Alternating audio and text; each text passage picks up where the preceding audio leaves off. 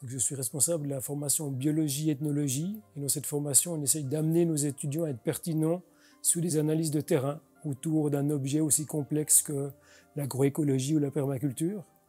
Et les ethnologues de l'Institut d'ethnologie de Neuchâtel avaient développé une leçon qui a comme objectif d'apprendre aux étudiants pour de vrai à manier les outils d'observation sur le terrain. La particularité de cet outil-là, c'est que non seulement on va leur apprendre à manier les outils des ethnologues, mais en plus on va leur apprendre à manier l'interdisciplinarité. Donc ça, c'est la première expérience de cours frontière entre la biologie et l'ethnologie.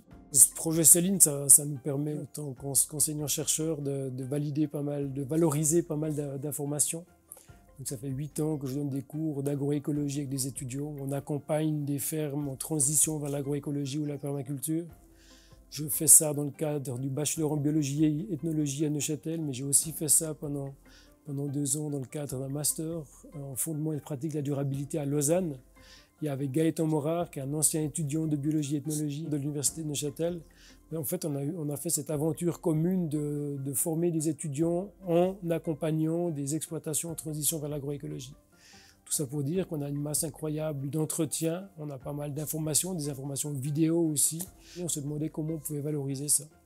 Et cette leçon Céline nous permet de valoriser ça. Concrètement, quand l'étudiant ou l'étudiante arrive pour commencer ces leçons, en fait, ils sont confrontés à des images de permaculteurs s'occupant de leur surface.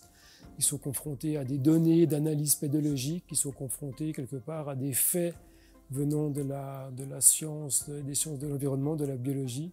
Et ils doivent apprendre à les articuler en fonction de ce qu'ils observent sur le terrain, de ce qu'ils pensent savoir sur l'agroécologie et la permaculture.